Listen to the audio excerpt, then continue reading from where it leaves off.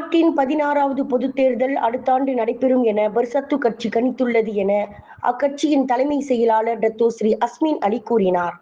16வது பொதுத் தேர்தல் அடுத்த ஆண்டு நடைபெறும் என எதிர்பார்க்கப்படுகிறது என்றும், பதவிக்காலம் முடிவடையும் மாநிலங்கள் உட்பட பல தெளிவான விவகாரங்களை அடிப்படையாக கொண்டு இது கணிக்கப்பட்டுள்ளது என தெரிவித்தார். இந்த வார இறுதியில் கட்சியின் வருடாந்திர பொதுப் பேராளர் மாநாடு நடைபெறவுள்ளது. இம்மாநாட்டில் 16வது பொதுத் தேர்தலுக்கான கட்சியின் தயார் நிலையில் முழுமையாக கவனம் செலுத்தப்பட உள்ளது என அஸ்மின் மேலும் குறிப்பிட்டார். எங்கள் விவாதங்களில் தற்போதைய அரசாங்கத்திற்கு ஒரு புதிய ஆணை தேவை என்ற அனுமானத்திற்கு பல காரணங்கள் பங்களித்தன. எனவே அடுத்த ஆண்டு 16வது பொதுத் தேர்தலுடன் மாநில தேர்தல்களும் நடைபெறும் என்று நாங்கள் எதிர்பார்க்கிறோம் என்று இந்த தேர்தலுக்கு கட்சியும் தேசிய கூட்டணியும் தயாராக வேண்டும் என குறிப்பிட்டார்.